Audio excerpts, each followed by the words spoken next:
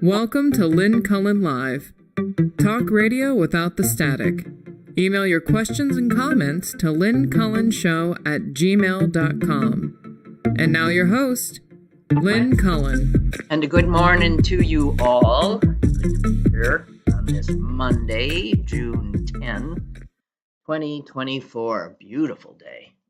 Beautiful day. So, right off the bat, I've got some things I want to yap about.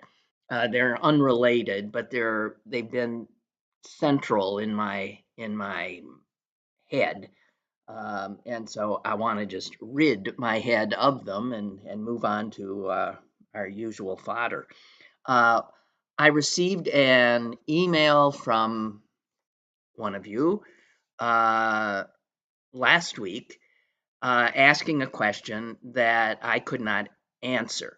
And it was after I talked about the major leagues, football, baseball, basketball, any sport, since the U.S. Supreme Court in its infinite wisdom opened the floodgates, embracing the leagues, something that they had, considered anathema before, which is betting. And now, of course, the leagues are totally in bed with the gambling establishment, when this would have been thought to be unbelievable in every way before the Supreme Court. And again, in its infinite wisdom, open the floodgates. So one of you, and I can't remember who, asked me, but wait a minute, because I talked about the fact that there was this really bright line for decades between league ownership and players and gambling. This was something that could not be mixed. And the emailer said, but didn't Art Rooney, the founder of the Steelers, wasn't he like really into gambling? Didn't he own like a racetrack or and I too had this vague memory of all of that. Yes, he definitely was involved in that kind of activity. And the emailer wanted to know if he was forced to divest himself of all this stuff before he could own and field a football team, namely the storied Pittsburgh Steelers. And I wrote her back, I don't know, which was, I'm sure, an unsatisfying response. And then I happened to pick up the Pittsburgh City paper. And there was this big article about gambling casinos and all this kind of stuff, and sort of nightclubs on barges in the rivers of Pittsburgh back in the day. And it's a historical review of these things and some pictures. I'm looking at a black and white photo of this thing called the Showboat. And what the Showboat was a barge. It was just a barge. It had no ability to move itself. It had no engine on it. It was a barge on which sat a building.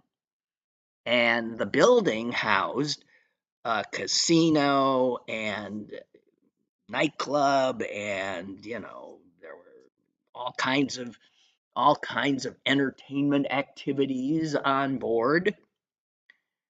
It was a speakeasy,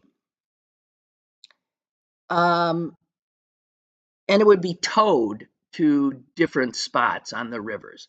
Now, I'm talking about the 20s, the 1920s.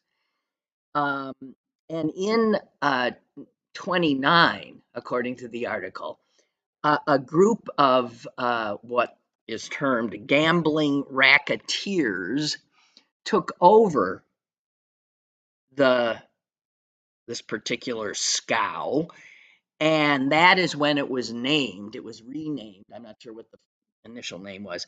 It was renamed the Showboat.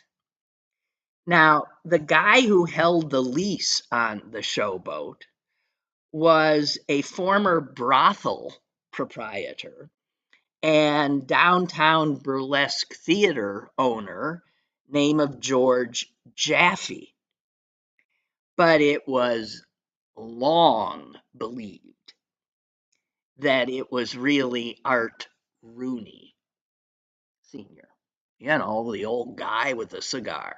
Art Rooney Sr., who was really in charge, even if his name wasn't on the lease.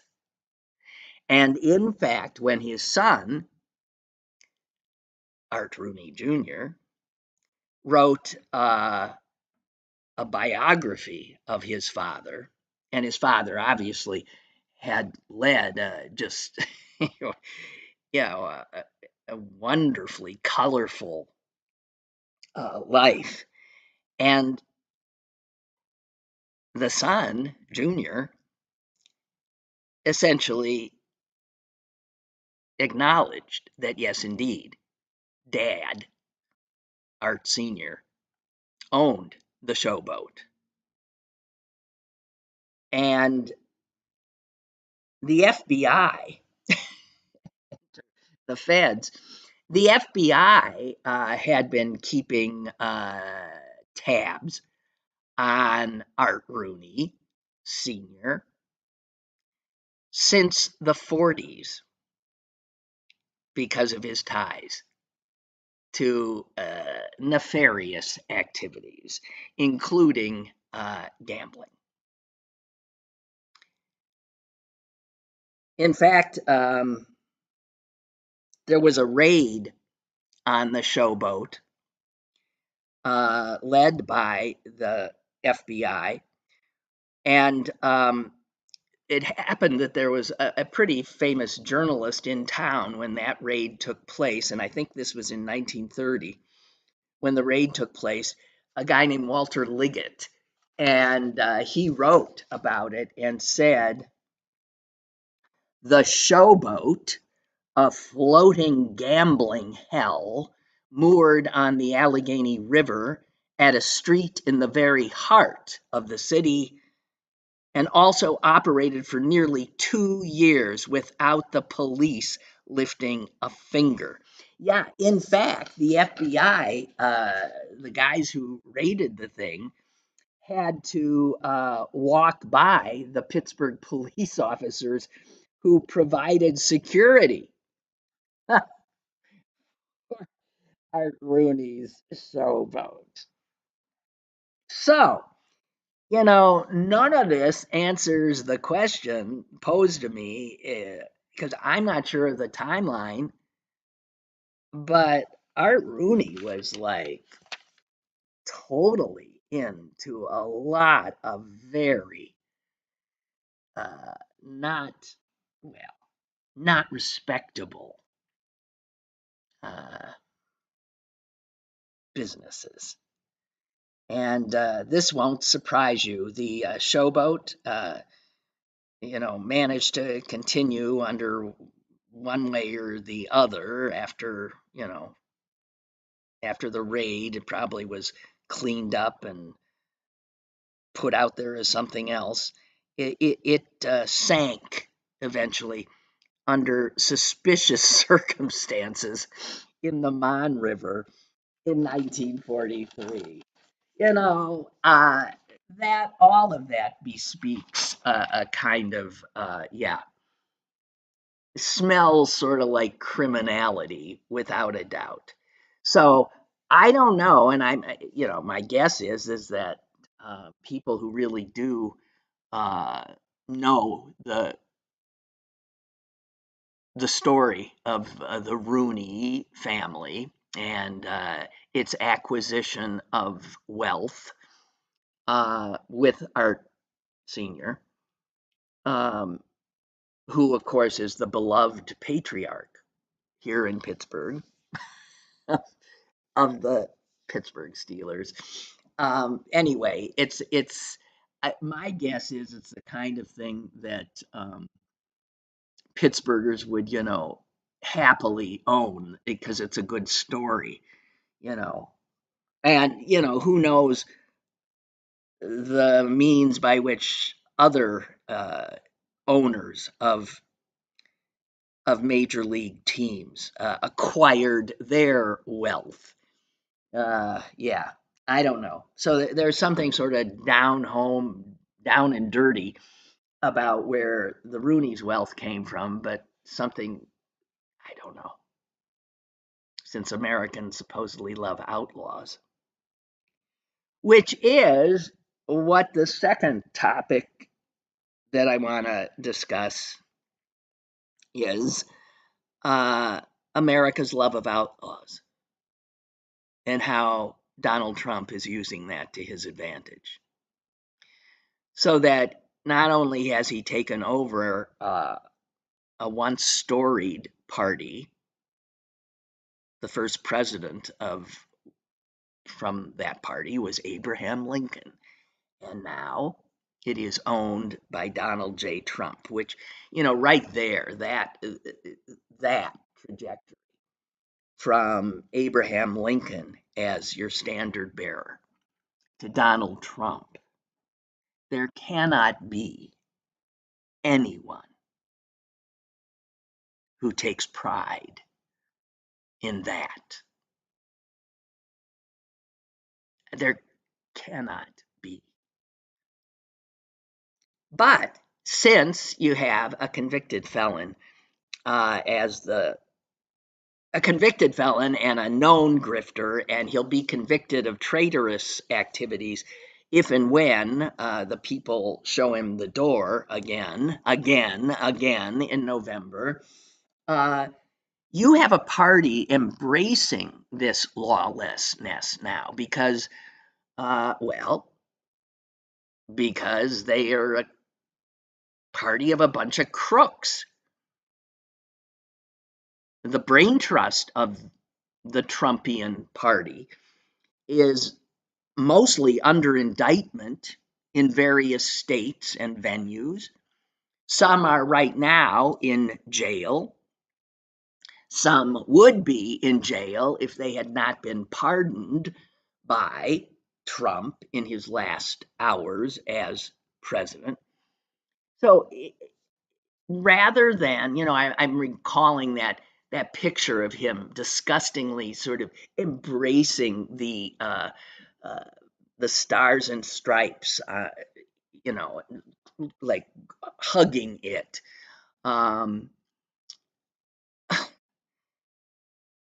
Well, they have now embraced lawlessness. And there was something that happened in Harrisburg that brings this home in a, to me, just gut wrenching, nauseating way. And I had not known of this. It happened last Wednesday. If I'd known, I would have obviously talked about it on Thursday of last week. But two of the U.S. Capitol officers who were wounded in the attempted insurrection on January 6th, two of those brave and beleaguered men, Harry Dunn is one, and the other is Aquilino Ganell. They were introduced on the floor of the House of Representatives in Harrisburg on Wednesday. by the Speaker of the House. And in her efforts to introduce them to this august assemblage of representatives of Pennsylvanians, she had some trouble. She was trying to introduce them. She talked of them bravely defending democracy in the Capitol building against the rioters and insurrectionists on January 6th. And some of the Republicans started booing. These are two, this is what I think of the Republican Party. It's the law and order party. Man, cops. They love the cops. They love the cops. It's the law and order party. But, that's so yesterday. Now they're the party of lawlessness, and they don't like a whole bunch of cops, including these two, and had no compunction whatsoever booing them, getting up, showing them their backs, and walking off the floor while the Speaker was trying to just have a moment where these men could be applauded by the representatives of the people of Pennsylvania.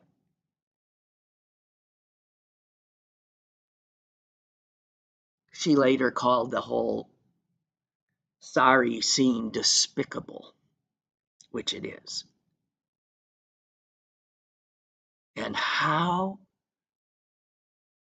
embarrassing for us.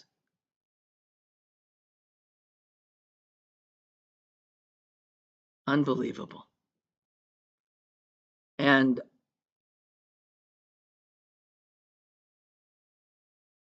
people who responded to this article about it, many of them from rural areas in the state, said, these guys that booed and that showed these officers disrespect were in fact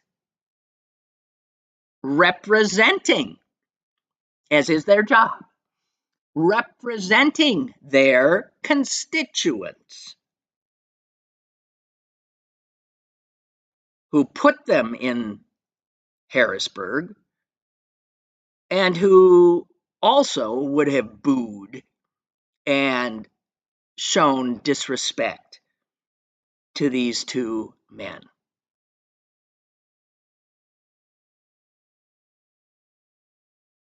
And anybody who did that would be, lauded, applauded by many. Ain't going to cost them their jobs. But I just wanted you to know that, in case it had somehow gotten past you as it got past me. Just unbelievable. What else? I got so much stuff here, but as is often the case, a lot of it is like, I'm looking outside, I'm looking at flowers, I'm looking at sun, I'm looking at birds, and I'm looking at my refuge, nature. Hey, but we're here to talk about stuff going on in our country. David French, some of you may know him. I mean, not personally, but he is an opinion writer for the New York Times, and one that I have come to, whose thoughts I have come to value, and is so often the case in these strange times. These people whose thoughts I value often were just, a decade ago, Republicans, less than a decade ago, conservative Republicans. I've told you about Tom Nichols, who writes for The Atlantic. I think he's just smart as blazes. I love his stuff. He, Republican, once. And so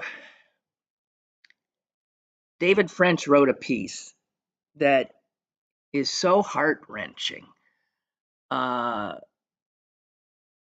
Even I, who am not, not a person of faith, who has not necessarily sought community at, a place of worship, but I can understand and comprehend how important that is to so many people.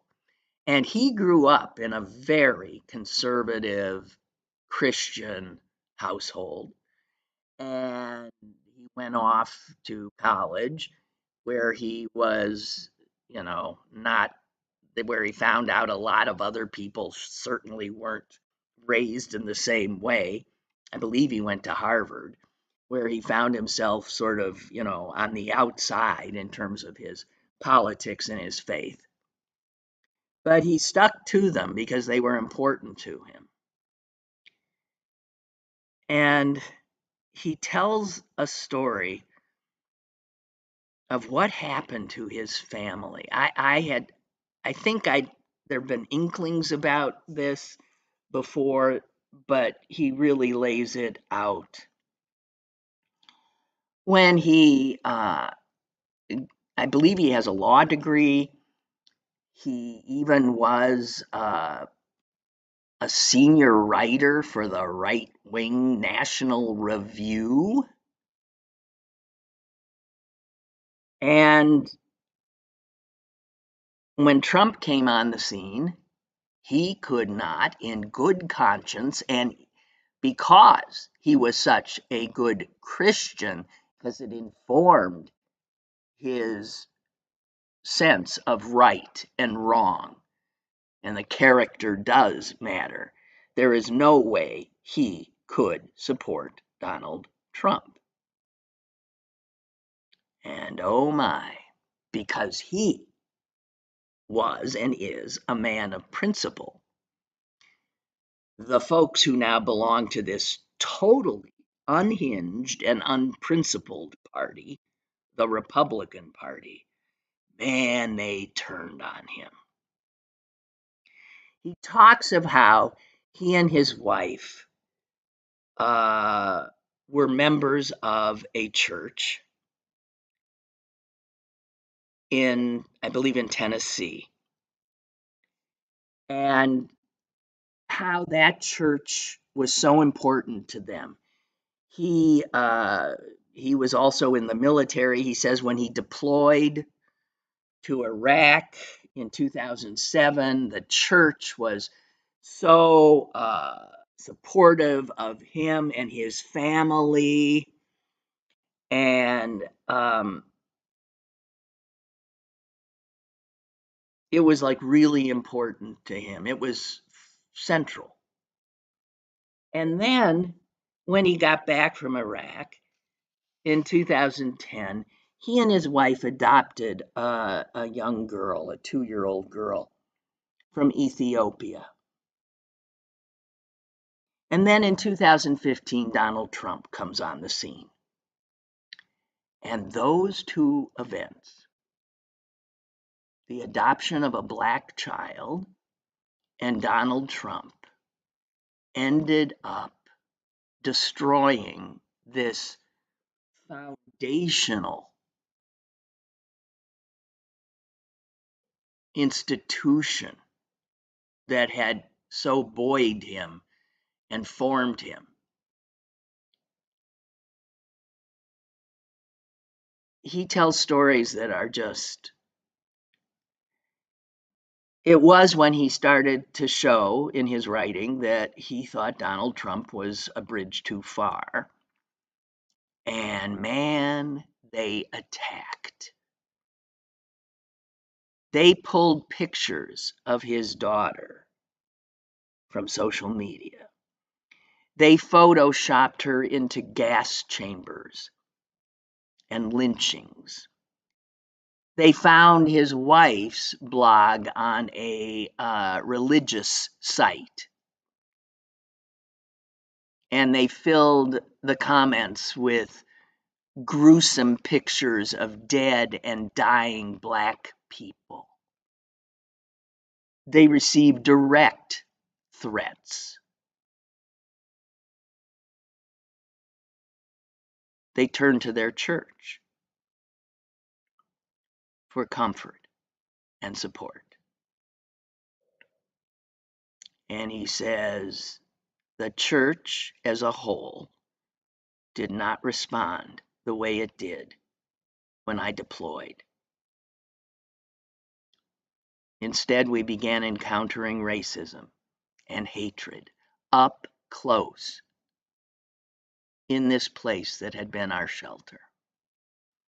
He makes clear that not all, and he makes clear his pastors stayed with him, but he says the racism was grotesque.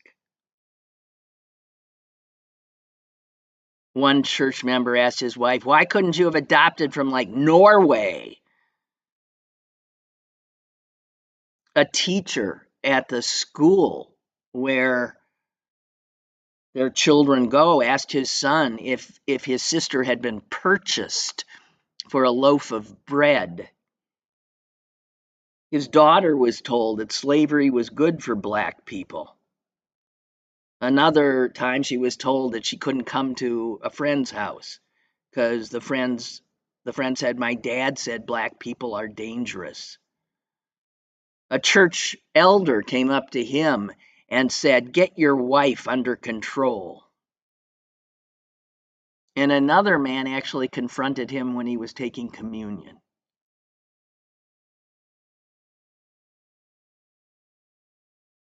So he had to pick up and leave. He said the targeting of my children was a bridge too far, so we left. We didn't leave Christianity. We left a church that had inflicted harm on my family. Now, it turns out that even after that, this church, which is in the Presbyterian Church in America, a theologically conservative Christian domination, was having its annual General Assembly this week. And he was actually approached by somebody to be on a panel at this General Assembly. And he was shocked that they would ask him. But when he heard that the panel was going to address the challenges for Americans of dealing with toxic polarization, he said, "Yeah, I would be on that panel." Well, as soon as the good Christians of the Presbyterian Church in America at the General Assembly heard that this apostate was going to be on a panel, all hell broke loose. And as he said, they didn't just cancel me, they canceled the entire panel. The panel about dealing with toxic polarization. God. God.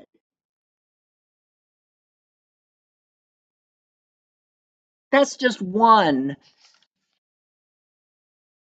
These are people that used to be conservative Republicans.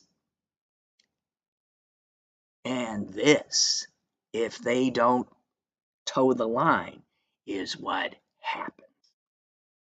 So I think what we have to realize is that a lot of people are on this Trump train,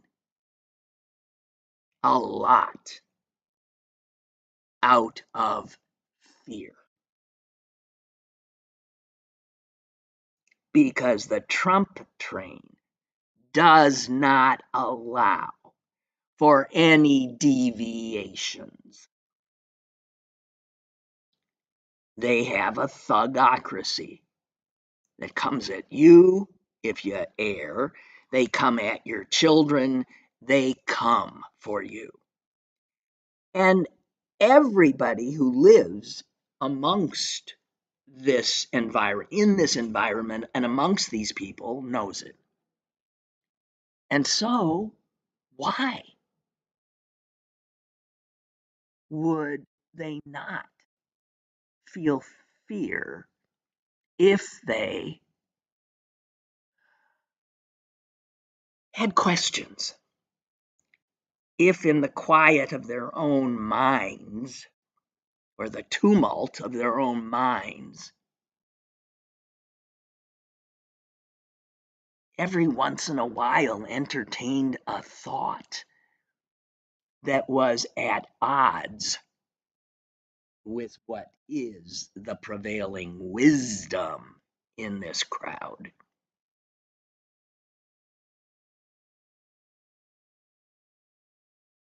And so I think it's hard to comprehend the courage of the few who do speak up and speak out.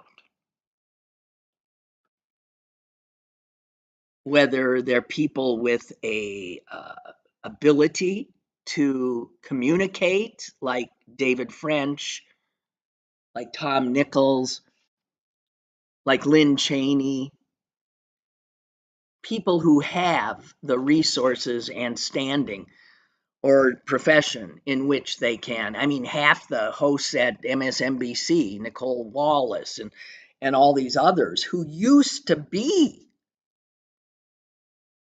conservative Republicans.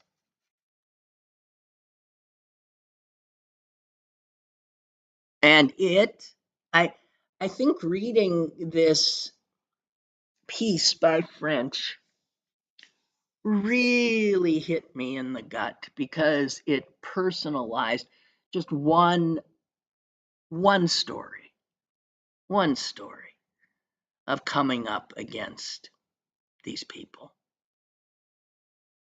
And it's happening all over the country. People are made to heal. People are silenced, self-silenced, out of fear. All those Republican office holders, I can't imagine what kind of machinations they employ in their own heads to let themselves off the hook, to come to terms with their lack of courage for jumping on the Trump train. But we have heard it from, Mitt Romney and others in the Cheney, Kinzinger, where they have said, I've talked to these people. They're afraid. They're afraid, not just for themselves, but for their families, because people will come for you. And I think it's important for us to remember that fact, how big a role this fear plays in the Trumpian world. And so here's a thought I had that gave me some solace and hope. When a person votes, no one knows, right? It is a secret ballot. If you had to vote by raising your hands among your fellow party members, it'd be unanimous. But if it's a silent vote, a private vote, I have to believe that some of these people will not vote for him. I have to believe it. It's the one little thing they can do, which requires no courage. No courage. It might require quite a bit of, cognitive dissonance, but it requires no courage.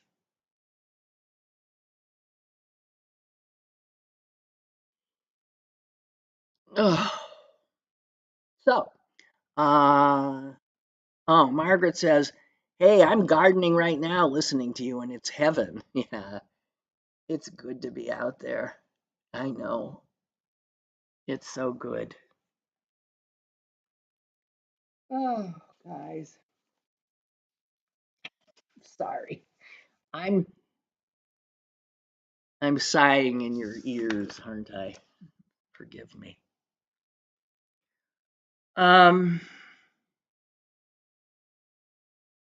so speaking of the devil, Donald Trump is today uh, having to go through what any convicted felon has to go through. It's called a probation interview. It's where the system uh, takes you in, and I suspect assigns you a particular officer, and maybe it's the assignment's already made, and it's that officer that does the. I don't know how it works, but the judge has already allowed Trump some, a little more of, an easier way to do this than the average criminal gets. He will be doing his interview from Mar-a-Lago virtually with his attorney next to him, which also does not happen.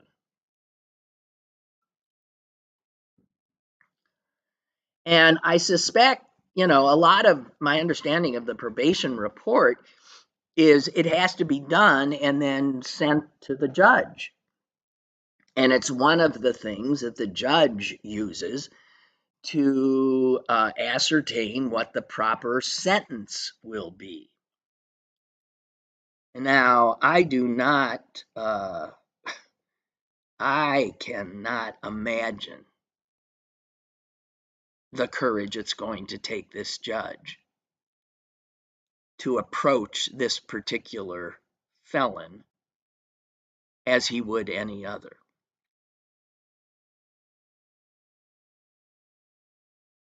But the system will play out. And so part of this is Trump has to be asked questions. And they're often biographical. And he will have to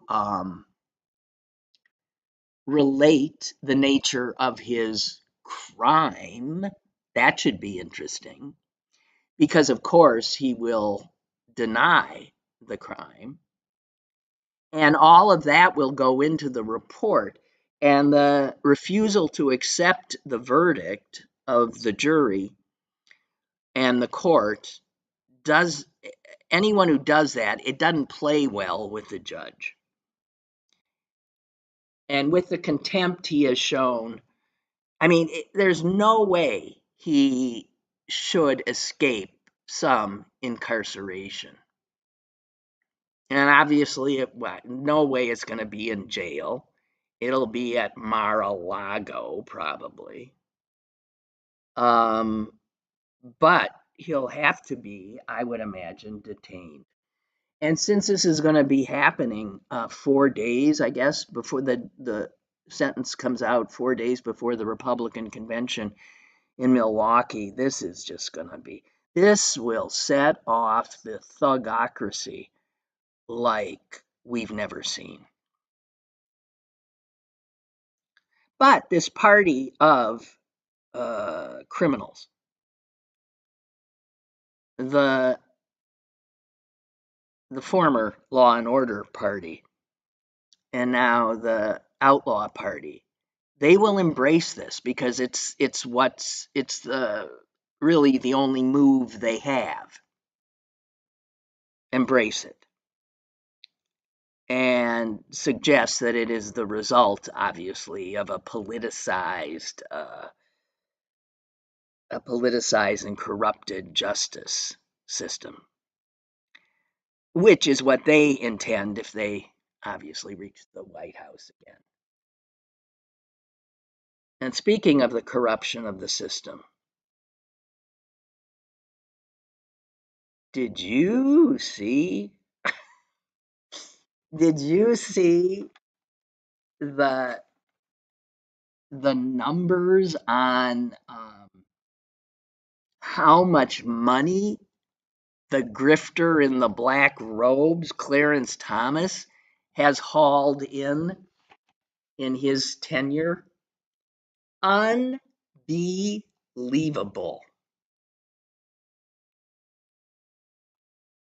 It's generally those, I mean, and who knows, because it's only because of journalists, not because of disclosure on the part of this crook in black robes, but journalists have uncovered the take, but I'm sure not all of it. Given as much as we know, Clarence Thomas has accepted, bottom line, more than $4 million in gifts since he's been seated on the Supreme Court. 4 million. It's probably much more. 4 million. And if you look at all of the other justices that have served during that same tenure, I think he's in his 20th year. So you look at all the other justices that have served on that court, and you toed up how much money, gifts they have gotten. Well, that's 16 other justices over 20 years, and you do the math, and it turns out that Clarence Thomas has already, and is probably continuing as we speak, has already gotten almost 6 times more than the other 16 justices he's served with combined.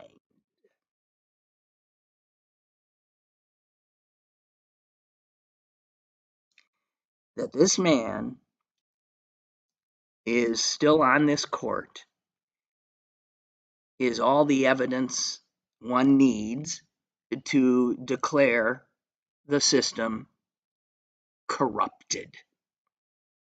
Corrupted.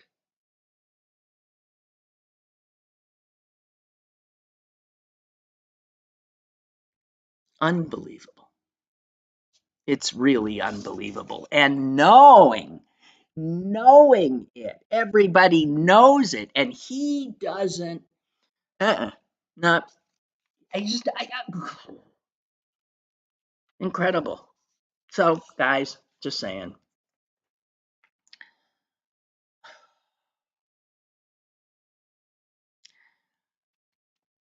What else?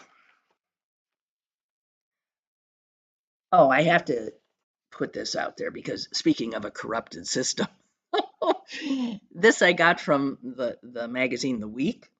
Oh God, you can't make this up, and it's so horrible. There is a man in Chicago who spent 12 years of his life in jail.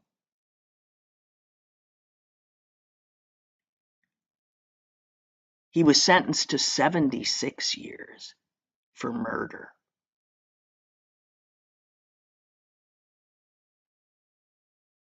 And he was, I'm going to do some math here to myself here. 11, 20. He was a young man. He was 19 years old. Okay. 19 years old, Darian Harris. I'm going to bet he's black. He spent 12 years because an eyewitness said he saw him do it. He saw him do it.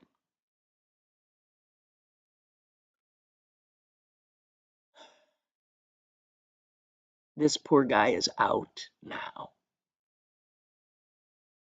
He's suing the city for the 12 years of his life because it turns out the eyewitness was legally blind.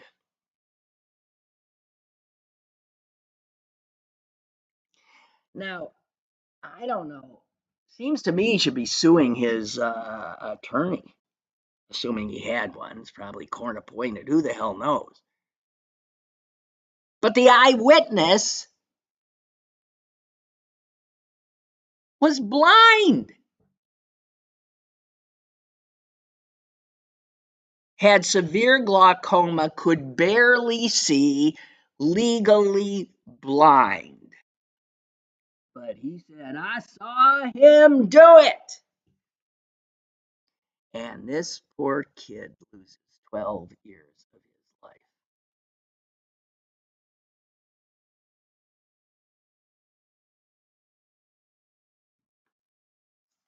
It puts a different take on, the phrase justice is blind. God. Oh gosh, what happens in people's lives. There is a story, a front page story in the Times today, which I do not have the stomach to read. There's a number of stories that I don't have the stomach to read. But this one is about, you talk about life and how lucky most of us are. Because the front page of the New York Times has the pictures of, I don't know how many, just a whole bunch of single little photos of little children. I mean, like some, they're like 2 years old, maybe at most 3. So they're infants, and we know their names. Their names are underneath the pictures. These children, and it turns out, boy, when the Russians came into their towns, invaded their towns in Ukraine, they took babies and little children. They took them. This was, I've heard of pillaging, but I often thought that meant stuff. invading troops make off with stuff.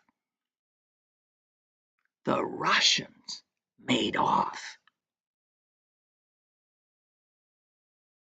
with maybe hundreds of children. Children who were obviously taken from their families, brought into Russia, put in orphanages, and then adopted out to Russians. These are kids who will never know, in all likelihood, the twist of fate that happened to them. I don't know. I don't know how, since this reporting by the New York Times, where they are able to literally identify the children. I can't read I just don't think I can bear to read the article. But it must mean that these children could be found. That would be after, of course, Russia is soundly defeated. You could make clear that one of the ways that this war will end is those children come back to their families. But the United States of America, because of Donald Trump and his lawless party, have really mucked up our efforts to help Ukraine fight this fiend, Vladimir Putin, who Donald Trump adores. And to Putin, well, Putin can't believe his luck. But some people have lucky lives, like Vladimir Putin, who has this useful idiot, Donald Trump, who's upheld and promoted into a position of extraordinary power by the useful idiots who voted for him.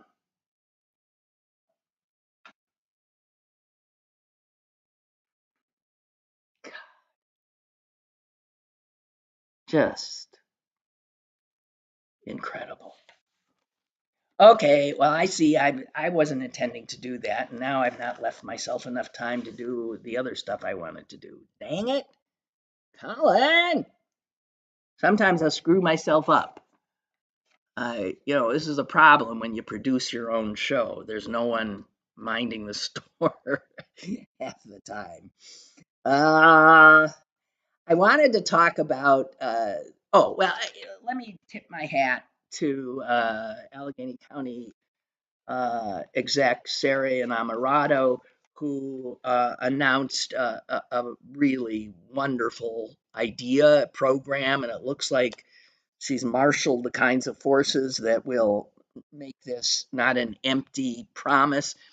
And it's the 500 affordable housing units she's promising in the county in 500 days. And she's partnering with people who have properties. So existing properties. I'm not talking about building necessarily new ones or repurposing buildings that already exist. But this problem of homelessness is one that I need to talk about a lot more than I have the time to do now, which is why I'm saying I screwed myself up here. But I so appreciate this effort and her own life, her biography is such that she has a particular understanding of people who are at risk of becoming homeless, because as a child, she lived that kind of life, moving from place to place to place. The danger of being unhoused, a constant. Her family, it was her father who was addicted to, I believe, opioids. And the damage that that kind of, so she has an understanding of how a good soul can end up unhoused. And you know, it's common wisdom for those of us who are housed that all these unhoused are, fill in the blanks for me here, are drug addicts, mentally ill, right? Those are the two. Well, they're drug addicts and they're mentally ill, right? And because we do not have a culture of care as an ethic, that's enough for us to dismiss them. Well, they're addicts or they're mentally ill. And then we wash our hands of them.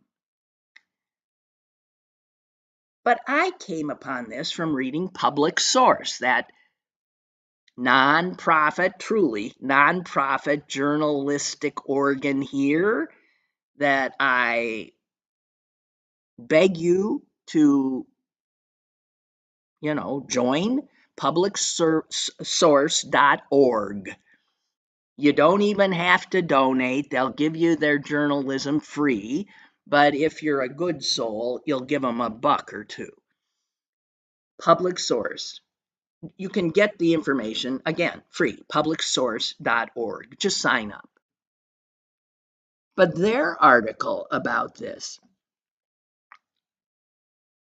provided me a wake up to this idea that we all just swallow whole, that, well, they're mentally ill, they're on drugs.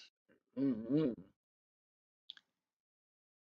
Turns out, because the county keeps track of this stuff, of all the shelter beds in Allegheny County, that the county,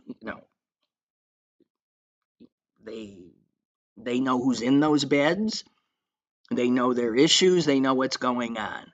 So according to data which she provided, or at this event, the 500 for 500, it turns out that 75%, 3/4 of the people who are using these beds because they're homeless are the designation for them is low needs, meaning they're not mentally ill and they do not have chronic behavioral problems like addiction. 75% of the people in Allegheny County shelter beds are low need, were low needs last year. That's the last data we have. And almost half of those are first-time homeless. They have some income. They often have a job or two. They just don't have enough.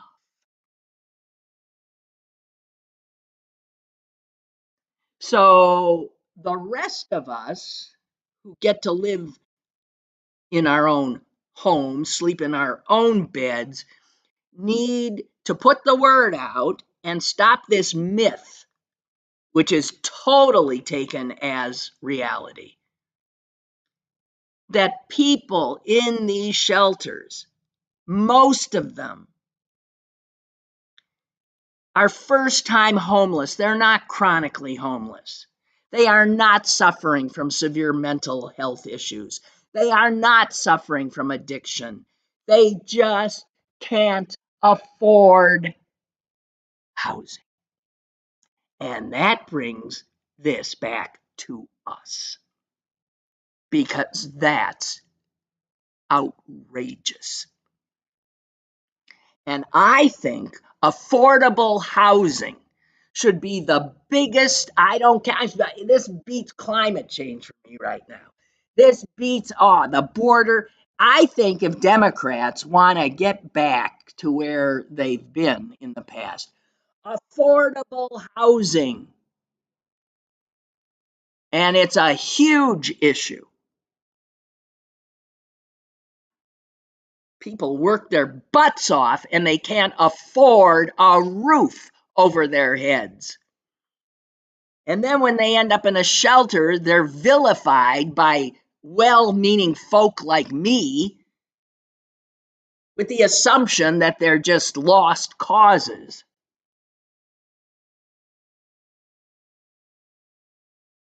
Sorry, I got excited. It's also I'm out of time. So, hey, thanks for being there, guys. And Susan will join us tomorrow. I'll look forward to that. I hope you do as well. And have a good one, okay? But spread the word about those folks, the homeless.